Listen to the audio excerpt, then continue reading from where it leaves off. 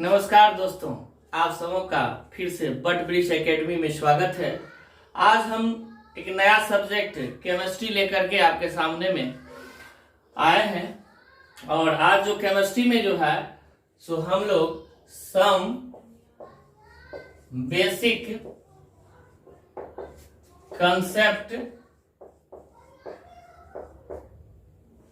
Of chemistry, मेरा छोटा सा अपना टॉपिक है ये। केमिस्ट्री का कुछ बेसिक कंसेप्ट, रसायन शास्त्र का कुछ बेसिक कंसेप्ट आपको बताने जा रहे हैं। ठीक है, मेरा टॉपिक का नाम हो गया some basic concept of chemistry. मतलब केमिस्ट्री का एक छोटा सा जो है सो कंसेप्ट हम लोग जो है सो पहले डेवलप करते हैं। क्योंकि केमिस्ट्री पढ़ने से पहले एक फंडामेंटल जो बेसिक स्ट्रक्चर का जो चीज होता है वो अगर जानकारी नहीं है, फिर हम डायरेक्ट किसी भी चैप्टर पर जाएंगे तो थोड़ा बहुत प्रॉब्लम आता है। इसलिए हमने एक अपने तरफ से एक डिजाइन किया है ताकि केमिस्ट्री पढ़ने में हमें आगे कहीं कोई परेशानी ना हो। तो चलिए यहाँ पर आपको दिखता होगा some basic concept of chemistry.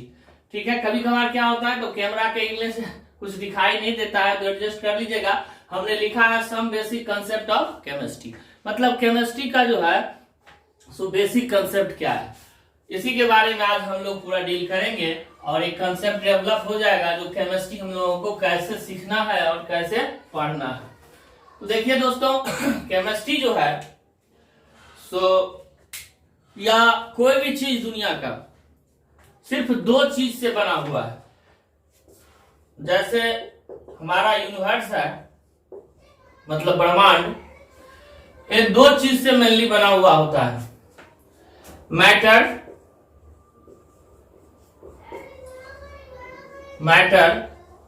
और एनर्जी से। मैटर का मतलब हुआ द्रव्य, और एनर्जी आप जानबे करते हैं ऊर्जा, जिसको कहते हैं आप ऊर्जा। मतलब पूरा यूनिवर्स इसी दो चीज का मैजिक प्ले है दोस्त, एक जादुई खेल है। आप केमिस्ट्री में यही पढ़िएगा और यही समझिएगा। और केमिस्ट्री ही नहीं, दुनिया का हर एक चीज इसी मैटर और एनर्जी से मिलकर आपका बना हुआ होता है। ठीक है, और अभी जो हम लोग केमिस्ट्री में डील करेंगे, वैसे एनर्जी भी हम लोगों को केमिस्ट्री में हर जगह आते रहता है, लेकिन मेन जो हमारा फोकस होगा वो मैटर के बारे में होगा। ठीक है, जो मैटर क्या है, ठीक है ना। तो ये जो मैटर है आपका,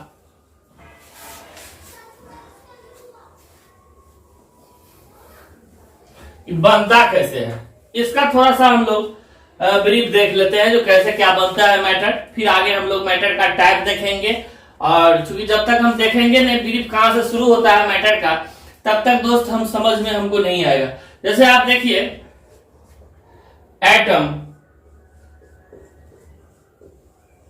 एटम से डेवलप करता है आपका,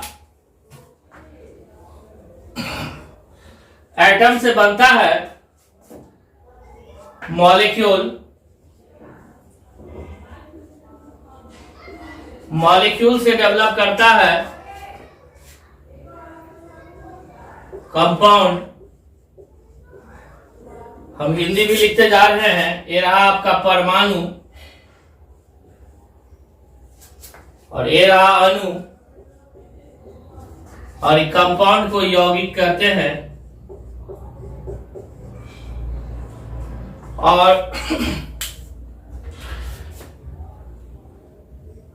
और इसी से आपको कंपाउंड से ही एक तरफ बन जाएगा सबस्टांस,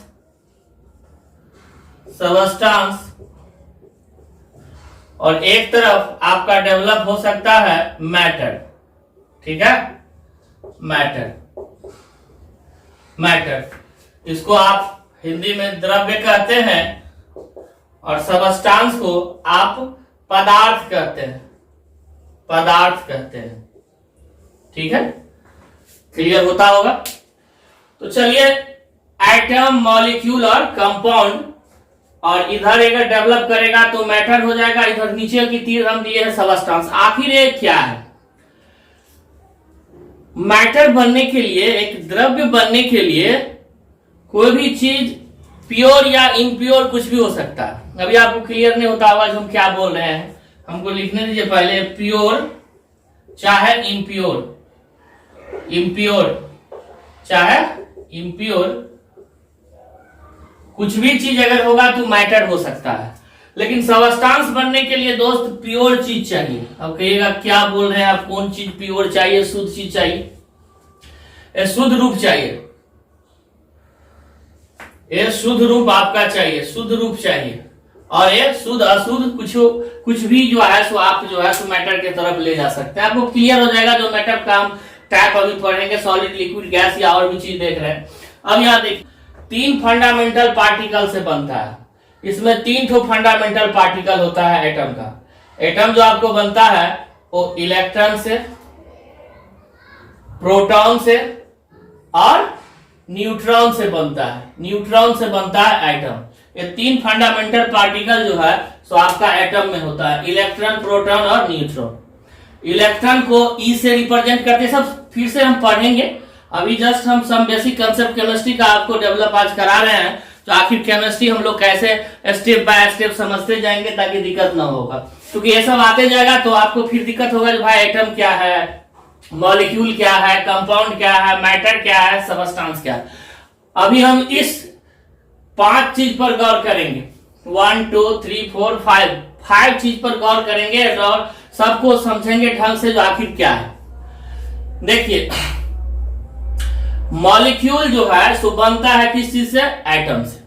तो एटम से जो मॉलिक्यूल बनता होगा तो कैसे बनता होगा, 2 या 2 से अधिक जब एटम, 2 और मोर देन 2 एटम जब कंबाइंड करता है, मिलता है एक बंधन, आगे हम चैप्टर पढ़ेंगे केमिकल बॉन्डिंग, रासायनिक बंधन।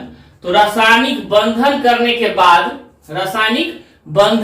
के बाद आपको जो है सो मॉलिक्यूल बनता है। जैसे दोस्त एक एग्जांपल छोटा सा हम लेते हैं, जैसे मान लीजिए हाइड्रोजन है, तो हाइड्रोजन अभी ऐसे लिखे हुए हैं, सिर्फ H लिखे हुए हैं।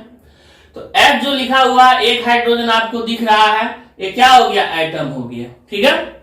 और यहां अगर हम H2 लिखते हैं तो ये क्या हो गया, हाइड्रोजन का अणु हो गया, मॉलिक्यूल हो गया।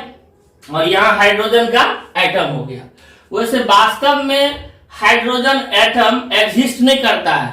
आपको वातावरण में जो हाइड्रोजन गैस रहता है ये H2 के रूप में रहता है। बहुत सारे गैस डायटोमिक होता है, जैसे जैसे हम पढ़ेंगे वैसे वैसे समझेंगे। डायटोमिक का मतलब हुआ 2 गो एटम, 2 गो परमाणु एक साथ रहेगा।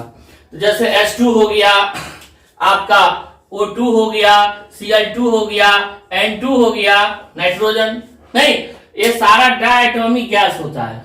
क्लियर हो रहा है। तो ये डायटोमिक फॉर्म में रहता है, अकेले कभी नहीं रहेगा वातावरण में, ठीक है। जैसे आपने सुना होगा या पढ़ा भी होगा, जहां भी आप देख रहे हैं जो नाइट्रोजन हमारे वायुमंडल में सबसे ज्यादा है ना। तो ये जो नाइट्रोजन है वो N2 के रूप में रहता है, N2 के रूप में रहता है आपका ये नाइट्रोजन। और ये डायटोमिक फॉर्म में रहता है। कैसे रहता है ये भी देखेंगे। जैसे कि नाइट्रोजन 2 गो है तो दोनों नाइट्रोजन के बीच में एक बंधन होगा, एक केमिकल बॉन्डिंग होगा। अभी हम केमिकल बॉन्डिंग पढ़ाने रहे हैं दोस्त, बस आपको समझा रहे हैं जो एटम से मॉलिक्यूल कैसे बनता है, मतलब परमाणु से अणु कैसे बनता है। क्लियर हो गया। तो आपके दिमाग में एक कंसेप्ट बन गया होगा, जो एटम जो बनता है इलेक्ट्रॉन, प्रोटॉन और न्यूट्रॉन से बनता है, ठीक है। इलेक्ट्रॉन को E पर माइनस चार्ज से हम लोग डिनोट करते हैं, प्रोटॉन को P और प्लस चार्ज से डिनोट करते हैं, और न्यूट्रॉन जो है सो कोई चार्ज नहीं होता है, इसलिए इस पर 0 चार्ज यहां पर हम लोग लिख देते हैं। क्लियर हो गया। सॉरी। तो 2 चीज हमने क्लियर किया, एटम, मॉलिक्यूल। अब हम कंपाउंड की तरफ जाते हैं। कंपाउंड की तरफ अगर जाएंगे, अगर कोई कंपाउंड प्योर हो या इम्प्योर हो वो मैटर बना सकता है। मतलब ये हुआ बहुत सारा मॉलिक्यूल मतलब है मॉलिक्यूल का अगर ग्रुप हो जाएगा, क्या हो जाएगा, ग्रुप्स होगा, ग्रुप्स ऑफ मॉलिक्यूल अगर होगा तब क्या बनाएगा, कंपाउंड बनाएगा। कितना ग्रुप्स होगा, क्या होगा, ये सब हम लोग जब मोल कंसेप्ट का थोड़ा सा देखेंगे, वोगाटो नंबर, ये सब तब वहां पर हमारा क्लियर होगा। सारा एकदम A to Z हम लोग क्लियर करके पढ़ेंगे, कहीं कोई कंफ्यूजन नहीं रहेगा। अभी ठेठी भाषा में समझिए, साधारण भाषा में देखिए, अपने भाषा में अगर केमिस्ट्री को हम नहीं समझते हैं, केमिस्ट्री के लैंग्वेज में अगर समझने लगेंगे तो फिर दिक्कत हो जाएगा, केमिस्ट्री सीख नहीं पाएंगे। और हम चाहते हैं आपको किसी भी कंपटीशन के लिए, चाहे वो IAS का हो, किसी भी स्टेट पब्लिक सर्विस कमीशन का हो, SSC, बैंकिंग, रेलवे, जो भी जनरल कंपटीशन है उसमें आप ऑब्जेक्टिव जब बनाने जाइएगा तो आपको साइंस में फिजिक्स, केमिस्ट्री, बायोलॉजी या जो भी हम टॉपिक डील करेंगे जिस भी सब्जेक्ट का, उसमें आपको दिक्कत ना हो, यही मेरा कोशिश रहता है। तो देखिए यहाँ पर तो मॉलिक्यूल का अगर ग्रुप आएगा, हम यहाँ पर कोई बॉन्डिंग की बात अभी नहीं कर रहे हैं, हम ग्रुप की बात कर रहे हैं, ठीक है।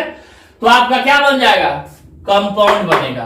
कंपाउंड में या तो प्योर होगा या इम्प्योर होगा। लेकिन दोस्त जब हम सबस्टांस की बात करते हैं, सबस्टांस की बात करते हैं तो ये क्या हो जाएगा, प्योर फॉर्म हो जाएगा। सबस्टांस क्या हो जाएगा, प्योर फॉर्म हो जाएगा। प्योर फॉर्म का मतलब हुआ, जैसे मान लीजिए हम कैल्शियम कार्बोनेट बात करते हैं, तो कैल्शियम कार्बोनेट से लेकर के कोई भी एग्जांपल आप लीजिए, जैसे नाइट्रोजने का गैस का एकदम पूरा बंडल कहीं पर खुल रहा है और उसमें सिर्फ नाइट्रोजन गैस है और कोई गैस मिला हुआ नहीं है, समझ रहे हैं ना।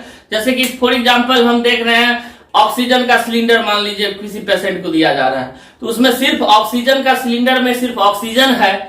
अगर ऑक्सीजन है, ऑक्सीजन के अलावा कुछ नहीं है, तो क्या हो गया, सबस्टांस हो गया। क्लियर आपको हो गया होगा।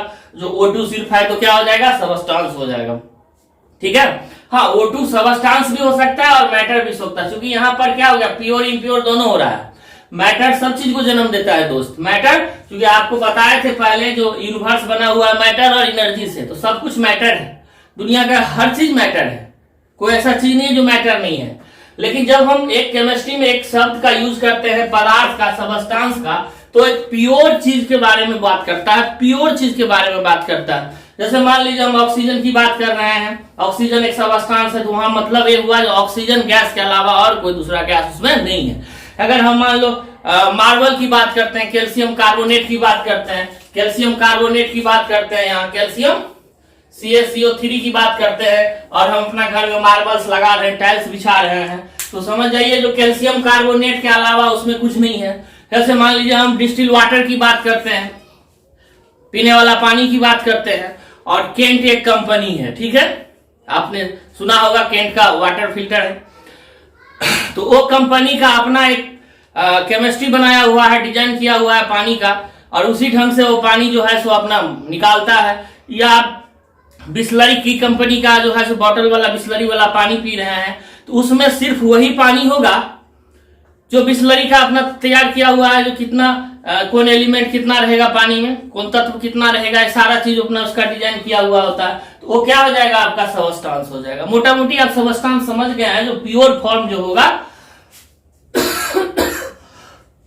वो क्या है, सबस्टांस है। प्योर इम्प्योर अगर कुछ भी होगा तो क्या हो जाएगा, मैटर हो जाएगा। चलिए अब हम लोग आगे बढ़ते हैं।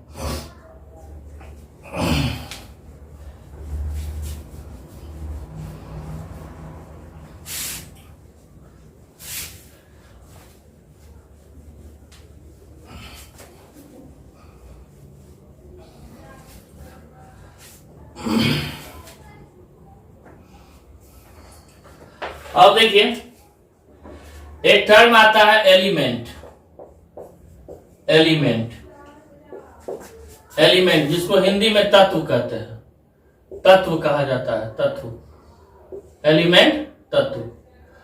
तो एलिमेंट जो है, तत्व जो है, ये भी प्योर फॉर्म होगा किसका, एलिमेंट भी प्योर फॉर्म होगा किसका, प्योर फॉर्म होगा एटम का, एटम का।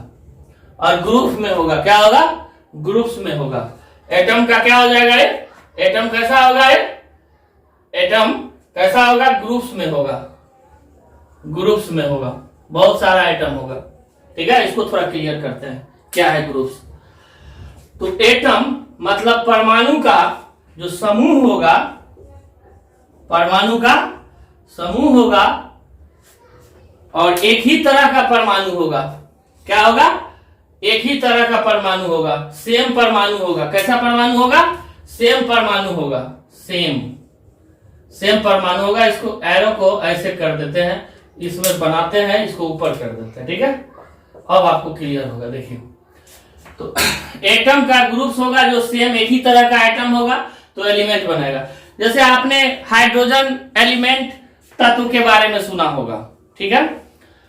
कार्बन तत्व या एलिमेंट के बारे में सुना होगा। तो हाइड्रोजन तो बेचारे अफसोस की बात है, हाइड्रोजन में आपका एक ही एटम होता है, ठीक है ना। हाइड्रोजन, इसका देखिएगा, हाइड्रोजन में तो एक अलग कहानी बनता है। लेकिन जैसा ही हम बात करें कार्बन का, तो कार्बन का परमाणु संख्या एटॉमिक नंबर 6 और एटॉमिक मास कितना होता है? एटॉमिक मास कितना होता है? 12 होता है। तो यहां पर जो अगर आप देख रहे हैं, ये चीज जो आप देख रहे हैं, ये एटम के रूप में है, एटम के रूप में है या एलिमेंट के रूप में है? अगर यहां हम लिख रहे हैं तो ये एटम के रूप में है दोस्त। क्या है? एटम के रूप में है। एटम क्या? एटम के रूप में है। पीरियोडिक टेबल में आवर्त सारणी में हमको यही दिया हुआ, लेकिन लिख देता है एलिमेंट, वहां एक कंफ्यूजन हो जाता है। क्योंकि एलिमेंट बनने के लिए क्या चाहिए? एक ग्रुप चाहिए एक ही तरह का एटम का, ठीक है। और ये क्या हो गया? कार्बन का एक एटम है, और इसी ढंग का बहुत सारा एटम जब एक साथ रहेगा तो क्या बनेगा? एलिमेंट बनेगा। क्या बनेगा? एलिमेंट बनेगा। और एलिमेंट कितना एटम रहेगा? अब कहेगा जो आप बोल रहे हैं ग्रुप कितना, तो आगे हम मोल कंसेप्ट पढ़ाएंगे, उसमें बताएंगे आपको एवोगाड्रोस नंबर, ठीक है। एवोगाड्रोस नंबर बताएंगे और एवोगाड्रोस नंबर पढ़ाएंगे जब मोल कंसेप्ट, तो वहां इस चीज को हमको लिंक करना है, जोड़ना है, इसलिए अभी बता रहे हैं जो कैसे क्या होता है। तो यहां देखिए ये क्या होगा आपका जो एटम है, ये एटम एलिमेंट बनाता है जब सेम तरह का एटम एक ग्रुप में आता है। और जैसे यहाँ देख रहे हैं कार्बन का एक एटम है, और कार्बन का एटम में परमाणु संख्या इसका 6 है, परमाणु भार 12 है, मतलब एटॉमिक नंबर 6 है, और एटॉमिक वेट या मास जो कह लीजिए 12 है। क्लियर हो गया? तो हम लोग एक टर्म था एलिमेंट, उसको भी क्लियर किया है। क्योंकि अभी हम टर्मोलॉजी पढ़ रहे हैं, अभी हम बेसिक कंसेप्ट केमिस्ट्री का देख रहे हैं, फिर आगे हम लोग देखेंगे, ठीक है दोस्त। चलिए अब यहां देखिए हमने जान लिया। अब यहां देखिए कुछ एलिमेंट से हम आगे बढ़ेंगे। उससे पहले एक छोटा सा और कंसेप्ट आप देख लीजिए। जो मैटर था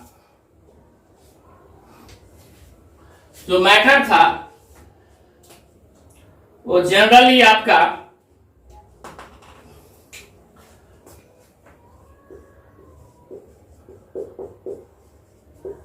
मैटर, इसका स्टेट अगर हम देखें, स्टेट मतलब अवस्था, द्रव का अवस्था। आज के मॉडर्न कंसेप्ट के मुताबिक ए आपका सॉलिड्स,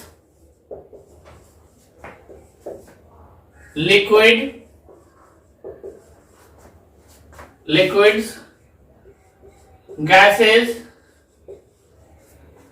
प्लाज्मा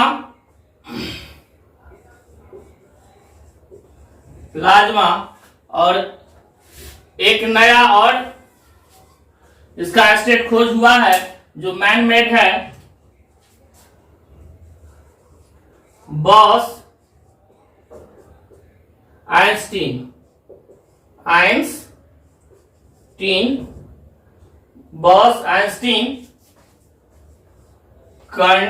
कंडेंसेट।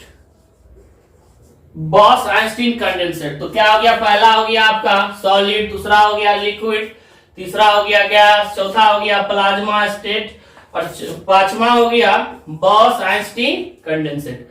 तो देखिए 5 स्टेट मैटर का होता है अवस्था, जिसमें हम लोगों को सॉलिड, लिक्विड और गैस पर के ही काम चल जाता है। प्लाज्मा हम लोग अगर सूरज के चारों तरफ आप देखिएगा तो जो भी गैस है या स्टार कोई भी तारा है, उसके चारों तरफ जो गैस होता है वो सारा गैस, क्योंकि वो तो गैसेस से बना हुआ ही होता है सर। वो जो है सो प्लाज्मा स्टेट में आपका होता है। इसके बाद पोलर विंड, अगर आप ध्रुवीय जो है सो हवा पढ़िएगा ज्योग्राफी वगैरह में तो वहां भी देखिएगा तो वो भी प्लाज्मा स्टेट में होता है। लाइटनिंग, बिजली जो चमकती है तो वो भी जो उसका भी जो पार्टिकल जो भी चीज होता है वहां से लाइट रे जाता है, जो भी चीज जिसके वजह से आता है वो भी प्लाज्मा स्टेट में होता है। आयनोस्फीयर पढ़िएगा आप ज्योग्राफी में, नहीं आयन मंडल, वहां जो भी गैस रहता है सब किस स्टेट में रहता है, प्लाज्मा स्टेट में ही रहता है। बहुत सारे एग्जांपल है, जैसे कि प्लाज्मा डिस्प्ले, आज के डेट में टीवी भी आ चुका है, नामी है प्लाज्मा डिस्प्ले।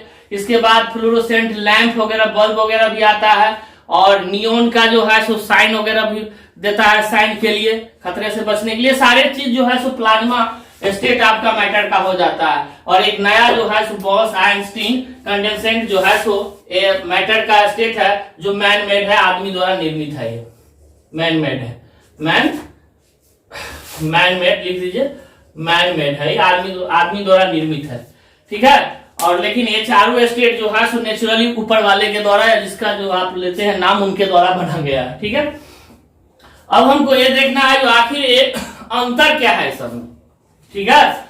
तो सॉलिड, लिक्विड और गैस की बात हम करते हैं, प्लाज्मा स्टेट हम बाद में कर लेंगे, क्योंकि ये आयन के रूप में रहता है। अभी तो आयन हम समझे नहीं जो आयन क्या होता है। चलिए,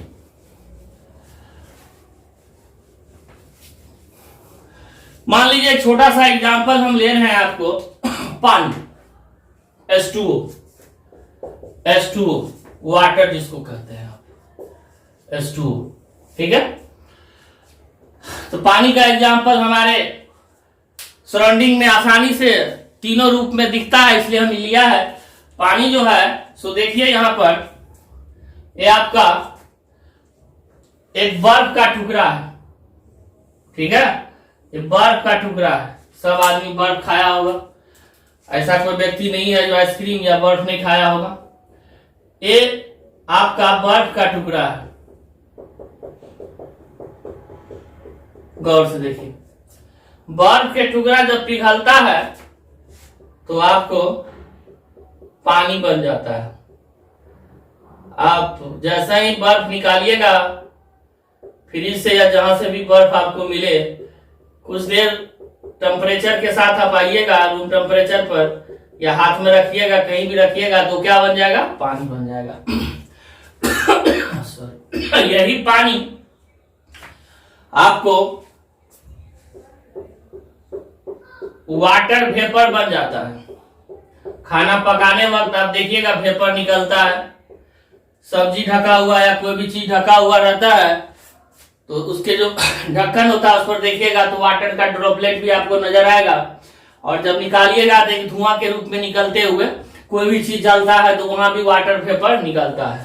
तो ये आपका क्या हो गया, ये आइस मान लीजिए हो गया, आइस हो गया।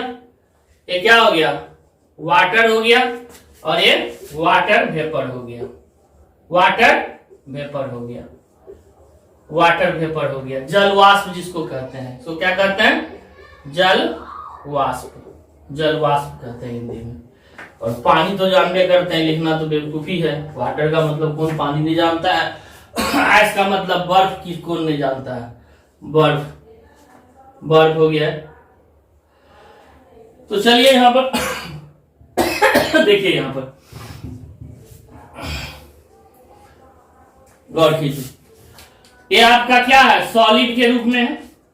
ये दोस्त क्या है, सॉलिड है, और ये लिक्विड है, और ये गैस के रूप में है, ठीक है। गैस से जाइए, मतलब ये ठोस है, द्रव है। देखिए मैटर में द्रव्य बोले थे, यहां द्रव बोलते हैं, वह है यहां सिर्फ, इसलिए थोड़ा सा गौर कीजिएगा। द्रव्य, द्रव्य मैटर का होता है द्रव्य, द्रव्य आधा ब और य, इसमें सिर्फ क्या होता है, वह होता है, ठीक है ना। और ये क्या हो गया, गैस हो गया, गैस हो गया। तो ऐसा क्यों होता है, इसी चीज को हम लोगों को अभी देखना है बेसिकली।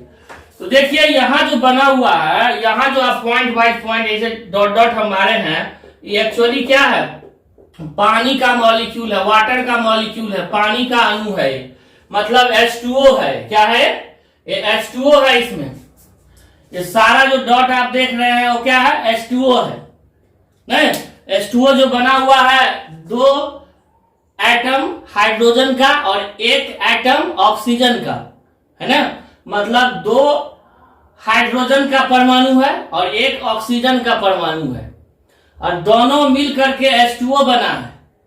ठीक है, इसको हम लोग H2O मॉलिक्यूल को नंगे आंख से दोस्त नहीं देख सकते हैं। एक छोटा सा कंसेप्ट के लिए आपको बता दूं, जो 1 drop of water contain several million H2O, और 1 मिलियन इक्वल टू 10 लाख, 10 लाख होता है। अब आपको सोच के आश्चर्यचकित होइएगा, जो 1 बूंद पानी में लाखों H2O होता है। तो H2O को हम कैसे नंगे आंख से देख सकते हैं? हम पानी को देखते हैं, पानी को देखते हैं हम लोग। ठीक है, पानी को देखते हैं, पानी पीते हैं। 1 बूंद पानी में H2O मॉलिक्यूल का संख्या जो, चूंकि अणु है, अणु के रूप में है, बहुत होता है। क्लियर हो गया? अब यहां देखिए, तो इसमें क्या हो रहा है? मॉलिक्यूल आपस में नजदीक है। मॉलिक्यूल क्या है? आपस में नजदीक है। तो यहां पर मॉलिक्यूलर डिस्टेंस नहीं, आपस में जो अणु है वो क्या है? नजदीक है। और यहां पर जो अणु है वो दूर दूर तक है। तो ऐसा कैसे बना? सो देखिए, यहां टेम्परेचर जो है सो बढ़ाए हैं। टेम्परेचर को शॉर्ट में ऐसे लिखते हैं TEMP डॉट करके। ठीक है, पढ़ लीजिएगा। ताप, ताप, तो ताप बढ़ाए हैं। तो ताप अगर बढ़ेगा, ताप क्या होगा दोस्त? बढ़ रहा है। तो ताप बढ़ेगा तो ये जो पानी का मॉलिक्यूल है ये फैलना शुरू कर देगा। इसके कारण ये है, तो टेम्परेचर बढ़ाने पे, ताप बढ़ने पर मॉलिक्यूल का जो मोशन होता है वो बढ़ जाता है। क्या होता है? मॉलिक्यूलर मोशन बढ़ जाता है। आणविक गति क्या हो जाता है? अणु का जो गति होता है, H2O क्या है? अणु है, मॉलिक्यूल जिसको इंग्लिश में कहते हैं, उसका गति क्या हो जाता है? मोशन क्या हो जाता है? बढ़ जाता है। देखिए, केमिस्ट्री पढ़िए या फिजिक्स पढ़िए, दोनों कोरिलेट होना पड़ता है। कभी बायोलॉजी आ जाता है, साइंस में सब एक दूसरे से जुड़ा हुआ है।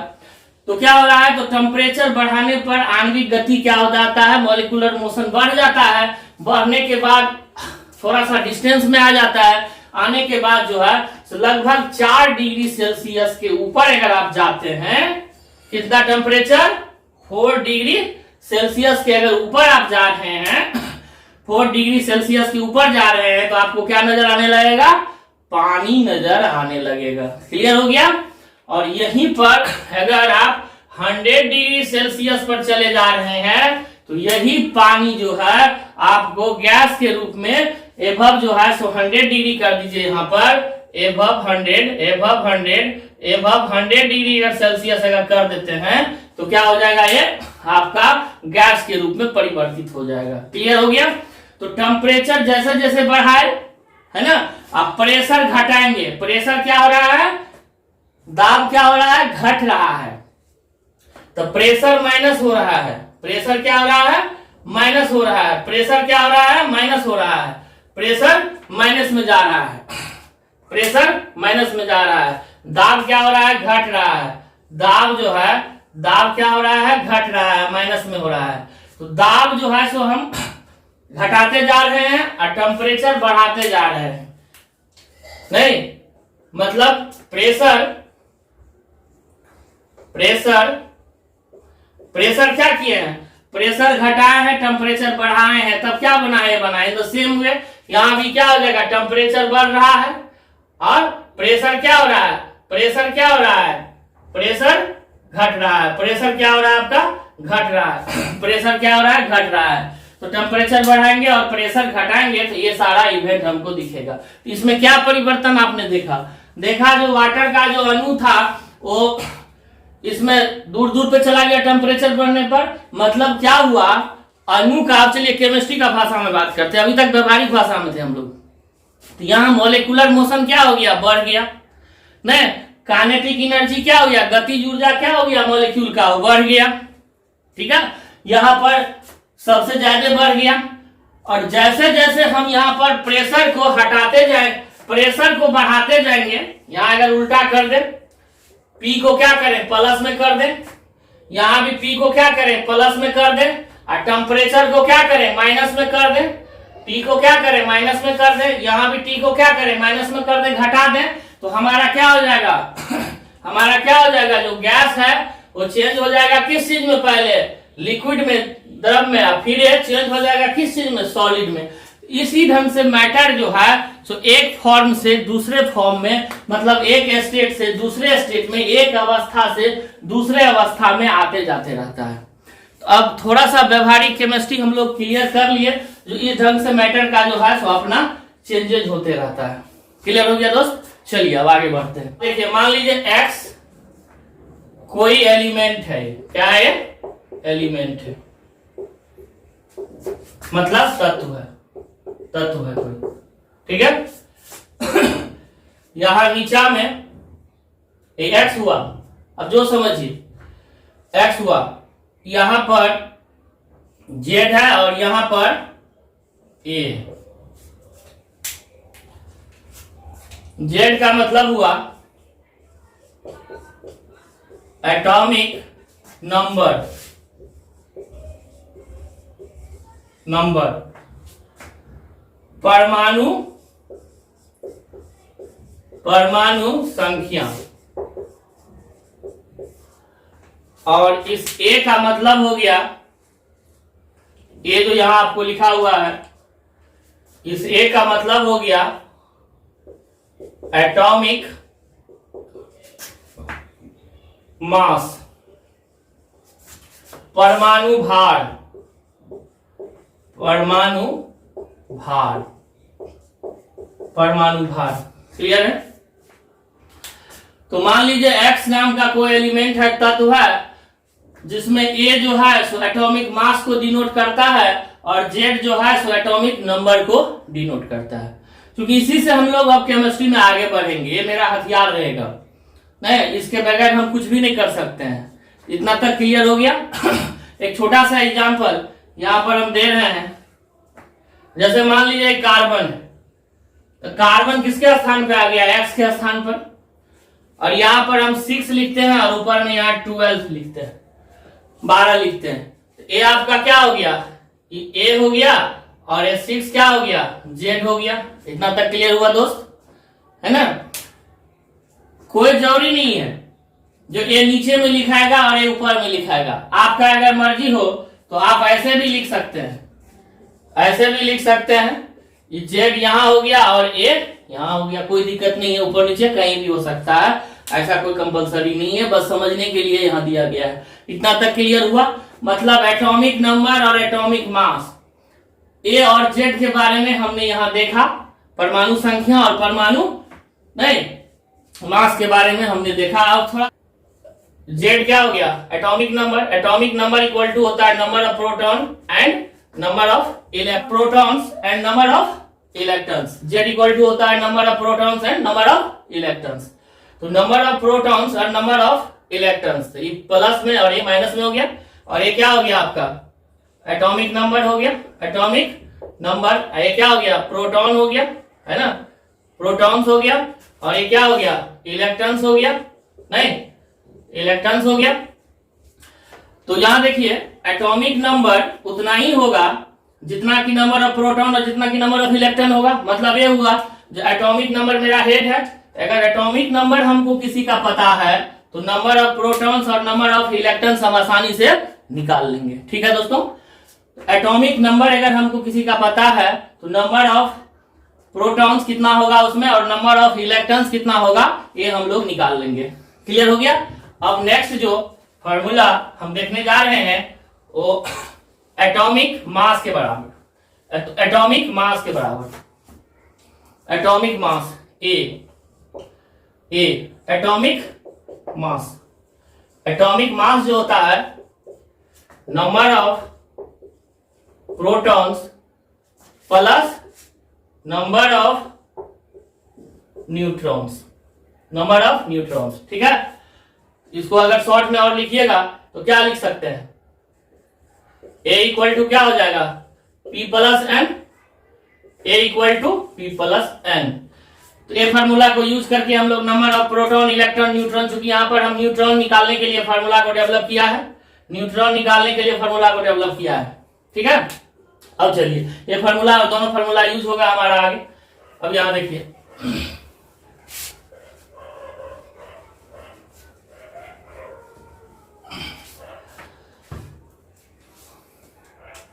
कार्बन का ही एग्जाम्पल लेते हैं, फिर दूसरा लेंगे। यहाँ एटॉमिक नंबर 6 है, एटॉमिक मास 12 है, तो इसका ए क्या हो गया, जेड हो गया, और ए क्या है, ए है। और हम जानते हैं जेड इक्वल टू क्या होता है, पी, और पी इक्वल टू क्या होता है, ई। तो किसी भी एटम में, अब गौर कीजिए, यहाँ समझने वाली बात है, किसी भी एटम में नंबर, एटॉमिक नंबर जितना होगा उतना ही नंबर ऑफ क्या हो जाएगा, प्रोटॉन होगा, और उतना ही नंबर ऑफ इलेक्ट्रॉन्स होगा। तो अगर आपसे पूछेगा कोई तो कार्बन में कितना प्रोटॉन है तो 6, इलेक्ट्रॉन कितना है तो 6, क्लियर हो गया। 6 क्या हो गया आपका एटॉमिक नंबर हो गया, है ना, जेड है ये, तो Z equal to P equal to E, clear हो गया।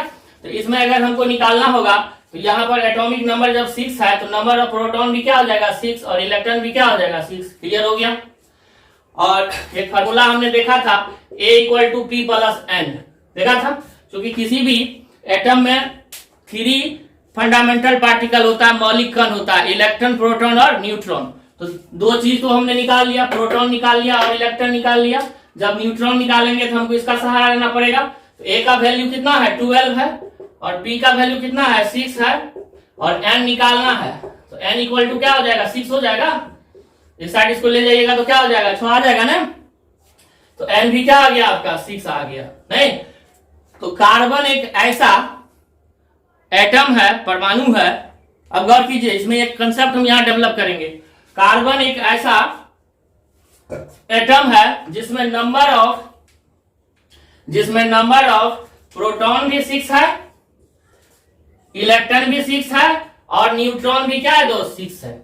इसका मतलब ये हुआ, अगर आपको मैं बोलूं तो आपके पास नंबर ऑफ प्रोटॉन हम 6 देते हैं, 6 देते हैं, नंबर ऑफ इलेक्ट्रॉन भी 6 देते हैं, और नंबर ऑफ न्यूट्रॉन देते हैं, आप हमें क्या दोगे, तो आप कहोगे सर ये तो आपका कार्बन हो गया, नहीं है ना कार्बन। इसी ढंग से अगर आपको बोला जाए क्लोरीन, यहां देखिए इसको मिटा देते हैं थोड़ा सा और कॉन्सेप्ट के लिए, क्योंकि इसी से दोस्तों हम नेक्स्ट क्लास में आपको आगे कनेक्ट करेंगे आइसोबार, आइसोटोप्स, आइसोटोन और आइसो इलेक्ट्रॉनिक्स, ये सब टर्म, और इससे बताएंगे। क्योंकि इसी से, और ऐसा कोई एग्जाम नहीं है जिसमें जो आइसोटोप्स, आइसोबार मतलब समस्थानिक, समभारित, सम इलेक्ट्रॉनिक्स और सम न्यूट्रॉन, तो इस सबसे क्वेश्चन नहीं रहता, ऐसा कोई एग्जाम नहीं है, इसलिए हम नेक्स्ट क्लास में इसको देखेंगे।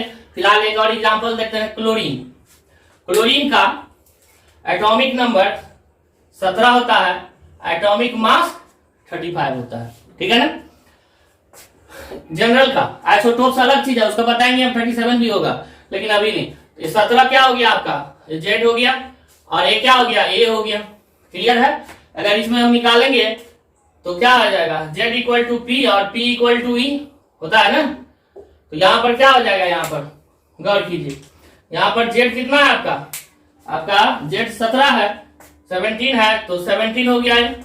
पी कितना हो गया, ये भी 17 हो गया, क्योंकि इक्वल टू का साइन दिया हुआ है ना, ये भी क्या हो जाएगा 17, बराबर का साइन दिया हुआ है। न्यूट्रॉन निकालने के लिए हमें फॉर्मूला से गुजरना पड़ेगा। क्या है 35 है, इक्वल टू कितना हो जाएगा 17, और प्लस क्या हो जाएगा n, नहीं। तो इसको अगर इस साइड ले आइएगा तो n इक्वल टू क्या हो जाएगा, घटा लीजिए 18 होगा, हाँ हो जाएगा दोस्त। तो अब यहां देखिए, अब आपका क्या हो गया, नंबर ऑफ प्रोटॉन 17 हो गया, 17 हो गया, इलेक्ट्रॉन भी 17, लेकिन न्यूट्रॉन की जहां तक बात करें तो यहाँ 18 हो गया। तो देखिए ऐसा कुछ नहीं है जो सब में इलेक्ट्रॉन, प्रोटॉन, न्यूट्रॉन बराबर होगा। अगर हम यही क्वेश्चन आपको दे दे और पूछता भी है, नहीं कोई ऐसा एक्स कोई एलिमेंट है, ऐसे पूछेगा, एक्स कोई तत्व है, ठीक है, एक्स कोई एलिमेंट है जिसका परमाणु संख्या मतलब atom, sorry number of proton 17 है, इलेक्ट्रॉन भी 17 है, लेकिन न्यूट्रॉन 18 है, तो ये X क्या कहलाता है? तो X क्या कहलाएगा दोस्त? क्लोरीन कहलाएगा। क्लियर हुआ? X क्या हो जाएगा? क्लोरीन हो जाएगा। मतलब एक तो बेसिक कंसेप्ट यहाँ पर हमारा क्लियर हो जाएगा, जो इलेक्ट्रॉन, प्रोटॉन और न्यूट्रॉन के वजह से ही कोई भी परमाणु बनता है, और उसी परमाणु का अगर ग्रुप में बात करें हम तो क्या हो जाएगा? एलिमेंट हो जाएगा। क्लियर हो गया दोस्त? अब एक छोटा सा एग्जांपल और लेकर के हम अपने टॉपिक को क्लोज करेंगे, वो है हाइड्रोजन। वैसे हम आइसोटोप्स में भी इसको पढ़ेंगे आगे, नेक्स्ट वीडियो में आपको बताएंगे। अब यहां देखिए, हाइड्रोजन 1 और 1 होता है, मतलब इसका Z भी 1, एटॉमिक नंबर भी 1 और एटॉमिक मास भी क्या होता है? 1 होता है। इस कंडीशन में कंफ्यूजन है, आप जानते हैं। तो Z इक्वल टू क्या होता है? P, और P इक्वल टू क्या होता है? E होता है ना। तो यहाँ पर 1 हो जाएगा नंबर ऑफ प्रोटॉन, इलेक्ट्रॉन भी क्या हो जाएगा? 1 हो जाएगा। लेकिन न्यूट्रॉन निकालने जाएंगे हम, A इक्वल टू क्या हो जाएगा? P plus N। तो A यहाँ पर क्या है? 1 है, P भी 1 है, और N क्या है? निकालना है। तो N इक्वल टू क्या हो जाएगा? 0 नहीं होगा? होगा कि नहीं? A1 इधर दीजिएगा तो घट के 0 होगा ना, तो 0 हो गया।